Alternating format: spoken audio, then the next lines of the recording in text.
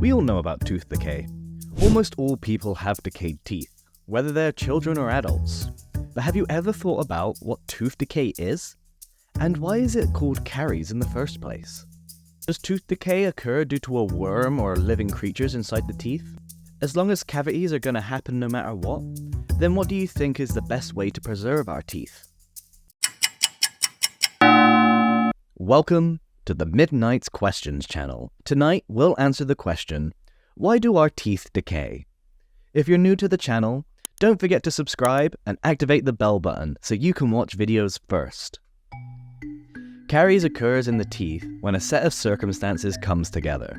Of course, unlike in fruit or wheat, worms and mites don't cause caries. But this does not negate the existence of tiny living organisms, bacteria, inside the teeth that aid in the decay process. Bacteria are commonly found in various places, like our hands, bodies, clothes, desks, mobile phones, and, well, everything around us.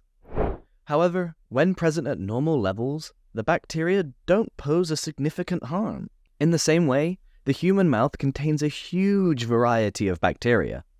There's usually no harm from them. They coexist with our bodies naturally. In fact, there are very beneficial bacteria among them. The whole idea is related to food debris. Following a meal, tiny food particles can linger in the mouth, accumulating between the teeth, in molar cavities, or on the tooth's surface if not brushed. When bacteria in the mouth encounters food debris, especially sugar or starches, they thrive and multiply, creating an ideal environment for them. Not only that, the bacteria secretes a certain type of acid that dissolves the hard outer layer that protects the teeth, which is called the enamel layer. These acids create holes and cavities in the enamel, and thus the bacteria penetrates into a new layer of the tooth, form larger colonies, and repeat the same process over and over again. Bacteria always like to live and multiply in hidden places, like behind molars, around deep cracks, or in far-off corners in the mouth. The important thing is that they remain in that place that is difficult to reach and therefore difficult to clean. This scenario we talked about can happen at any age and to anyone. Yes, the rate of occurrence does vary from person to person. For example, children have more teeth decay than adults, and those who eat a lot of sugary and starchy foods will have more tooth decay than those who eat healthy, balanced diets. People with a dry mouth are at a higher risk of tooth decay than those without it. However, tooth decay can still affect anyone. It's maybe on your teeth right now. Doctors say that within just 20 minutes of eating, bacteria begin to work, feed on food debris, and begin to multiply. But, as we said, this rate does vary from person to person. It's crucial to note that caries manifests in different types and stages. For example, there's a type of caries called superficial caries or first-degree caries. This is almost one of the most common types of caries and appears as black lines on the surface of molars. This type of caries is considered the least dangerous due to two main reasons. The first is that it's easily detectable. If someone were to look in the mirror and open their mouths, they'll be able to notice it easily. The second reason is that the caries is far from the nerve. There's a long way for the bacteria to reach the nerve, because it is separated from the nerve by two complete layers, the enamel layer and the dentin layer. By the way, just because we say that this type is less dangerous, doesn't mean that we should ignore it. But any type of caries, no matter how simple, if left for a long period without treatment, will turn into a dangerous type and will also spread to adjacent teeth. As for the second type, it is called interdental caries, and is clear from the name of what it does.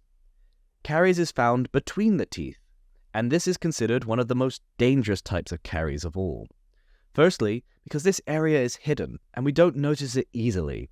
And secondly, when decay occurs in this area, it occurs in two teeth at the same time, and this means that the problem has doubled. The next type is called cervical caries, or gingival caries.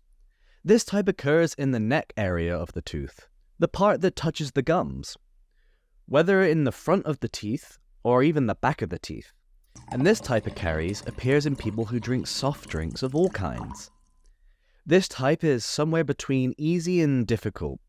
It's easy to notice since it's in the front and the surface of the teeth, but the treatment is somewhat difficult. This is because the cavity in this area of the tooth is close to the nerve. Also, when doctors fill the area, the filling is not very strong. Let us ask a question. If I have a simple cavity, can it disappear when I brush my teeth? Some people think that if they brush their teeth regularly, they'll get rid of caries. But of course, this is not true.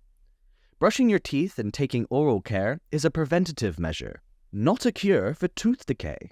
I mean, we're supposed to do it before we get cavities, but if it happens and one of our teeth start to decay, we must immediately go to the dentist, and they will do the necessary things.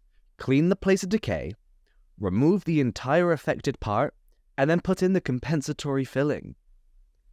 Finally, let's offer some advice, which, once again, is for those who want to keep their teeth and avoid cavities. As we said, a person who already has cavities needs to go to the dentist. The first thing to do is clean our teeth well every day with a toothbrush and dental floss as well, in order to prevent the food particles that are between the teeth. Dental floss can reach places that a toothbrush cannot. We also use mouthwash, which helps remove food debris, provides cavity protection, and fights gum disease. Another very important thing is that we need to clean our tongue. Many people imagine that the tongue is not supposed to be cleaned, but that's just not true. You may have bad breath because of your tongue, not your teeth. There are many toothbrushes on the market that come with a tongue scraper to clean the tongue. Don't brush your teeth as if it's a race that you need to finish in 5 seconds. You should brush your teeth for at least 2 to 3 minutes. Ensure thorough cleaning by covering all sides, top to bottom, inside, outside, and in between the teeth to remove all food debris. Because if there's a certain part of your mouth you regularly don't wash, it will become the perfect place for bacteria to multiply and build colonies, which means tooth decay. The second piece of advice concerns your eating habits. As we explained, sugars and starches are among the foods that cause the most tooth problems, which is why we should try and not to overeat them. If we do, combine them with a meal that contains other things. I mean, for example, if we wanted to eat jam, we shouldn't make a jam sandwich alone. We should eat it in a complete meal that includes cheese, cucumber, fruit, salads, etc., so that the saliva and the inner medium of the mouth don't become acidic due to the sugars. This is in addition to the fact that eating different types of foods together helps cleanse the mouth, which means that if there is jam between your teeth and you eat a cucumber after, the cucumber will help wash the jam out of your teeth. Of course, it's very important to reduce the acidic foods such as Pepsi, Coca-Cola, manufactured juices, etc. These drinks cause erosion in the teeth even without the help of bacteria, and this is because they contain their own acids. Finally, have your teeth checked by the dentist from time to time. The absence of pain in your teeth currently doesn't guarantee the absence of cavities, so that even if there is hidden caries, you can treat it easily in its early stages before it reaches the nerve and causes you pain. Thus, we have answered the question, why do our teeth decay? If this is your first time entering the channel, in this channel, we answer questions that may come to your mind while you're laying in bed in the middle of the night and can't sleep. As usual, if there's a question that comes to your mind in the middle of the night and confuses you, write it in the comments below the video so we can answer it for you. If you like the video, don't forget to like and share. And if you're new to the channel, don't forget to subscribe and activate the bell button so you can watch videos first. And we'll see you in the next episode.